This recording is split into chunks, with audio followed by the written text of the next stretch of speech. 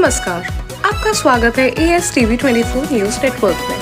हम लाते हैं तेज, सटीक और निष्पक्ष समाचार हिंदी, इंग्लिश और बंगाली भाषा में। देश से लेकर दुनिया तक की हर बड़ी खबर अब इंडोफ्लेक्स व अन्य प्लेटफॉर्म पर लाइव। প্রাক্তন সাংসদ পার্থপ্রতিম রায়ের বাড়ির সামনে ধর্ণা, টাকা ফেরতের দাবিতে বিক্ষোভ স্থানীয়দের, যা কোচবিহার জেলার রাজনৈতিক মহলে তীব্র চাঞ্চল্যের সৃষ্টি করেছে। জেলার প্রাক্তন সাংসদ, প্রাক্তন জেলা সভাপতি তথা এক সময় জেলার অন্যতম প্রভাবশালী রাজনৈতিক নেতা পার্থপ্রতিম রায়ের গ্রামের বাড়ির সামনে ধর্ণা ও বিক্ষোভে সামিল হয়েছেন স্থানীয় বাসিন্দাদের একাংশ। বিক্ষোভকারীদের অভিযোগ, তার দল ক্ষমতায় থাকাকালীন সময়ে চাকরি পাইয়ে দেওয়ার নাম করে একাধিক ব্যক্তির কাছ থেকে মোটা অঙ্কের টাকা নেওয়া হয়েছিল। দীর্ঘ সময় পেরিয়ে গেলেও চাকরি না মেলায় এবং বর্তমানে রাজ্যের রাজনৈতিক পরিস্থিতির পরিবর্তনের পর ক্ষুব্ধ সাধারণ মানুষ তাদের অর্থ ফেরতের দাবিতে সরব হয়েছেন। রবিবার সকাল থেকেই পার্থপ্রতিম রায়ের গ্রামের বাড়ির সামনে জড়ো হতে শুরু করেন অভিযোগকারীরা। পরে তারা ধর্নায় বসে বিক্ষোভ প্রদর্শন করেন। বিক্ষোভকারীদের দাবি, চাকরির আশ্বাস দিয়ে নেওয়া অর্থ অবিলম্বে ফেরত দিতে হবে। তাদের অভিযোগ, বহু পরিবার নিজের সঞ্চয়, জমিজমা বিক্রির টাকা কিংবা ধার দেনা করে এই অর্থ দিয়েছেন চাকরির আশায়, কিন্তু প্রতিশ্রুতি পূরণ না হওয়ায় আজ তারা আর্থিক ও মানসিকভাবে ক্ষতিগ্রস্ত। বিক্ষোভকারীদের আরও দাবি, বহুবার বিষয়টি নিয়ে যোগাযোগের চেষ্টা করলেও কোনো সদুত্তর পাওয়া যায়নি। তাই বাধ্য হয়েই তারা গণতান্ত্রিক পদ্ধতিতে ধর্ণা ও প্রতিবাদের পথ বেছে নিয়েছেন। ঘটনাস্থলে ব্যাপক উত্তেজনা সৃষ্টি হলেও পরিস্থিতি নিয়ন্ত্রণ রাখতে স্থানীয় প্রশাসনের নজরদারি রয়েছে বলে জানা গিয়েছে। এই ঘটনাকে কেন্দ্র করে জেলার রাজনৈতিক মহলে শুরু হয়েছে জোর চর্চা। বিরোধী রাজনৈতিক দলগুলো বিষয়টি নিয়ে প্রশ্ন তুলতে শুরু করেছে, যদিও অভিযোগের সত্যতা এখনো স্বাধীনভাবে যাচাই করা সম্ভব হয়নি। এদিকে অভিযোগের বিষয়ে পার্থপ্রতিম রায় বা তার ঘনিষ্ঠ মহলের পক্ষ থেকে সংবাদ মাধ্যমে এখনো পর্যন্ত কোনো আনুষ্ঠানিক প্রতিক্রিয়া পাওয়া যায়নি। ফলে অভিযোগ ও পাল্টা বক্তব্যের অপেক্ষায় রয়েছে রাজনৈতিক মহল।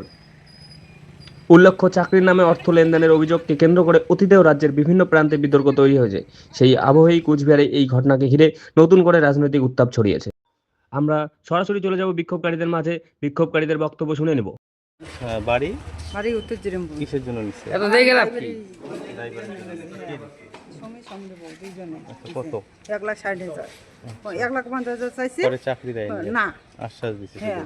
তারপর যোগাযোগ করা হলে কি যোগাযোগ বলছে? বলছে যে দিব দিব দিব, আজকে চাকরি হয় কালকে চাকরি হয়, কোনো খোঁজে নেই। আচ্ছা, তারপরে এই যে তৃণমূল পাল্টেছে, তারপর বলে আসছে যে টাকা দেবো টাকা দেবো, আজকে দিবে কাল দিবে, এই আমার সময় দেয়, আর আপনার সময় দেয়, কোনো দেয় না। আপনারা আইনের দ্বারস্থ হয়েছেন কি? না না, হয়নি, যে আপনাদের টাকা নিল বা কোনো একটা হয়নি?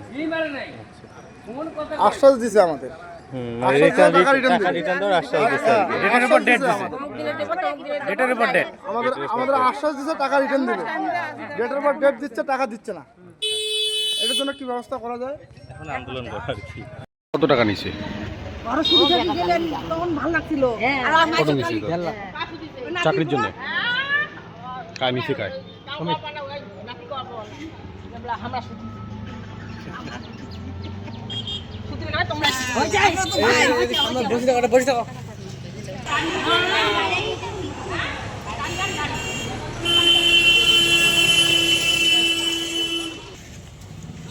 আপনারা এখানে কেন আসছেন?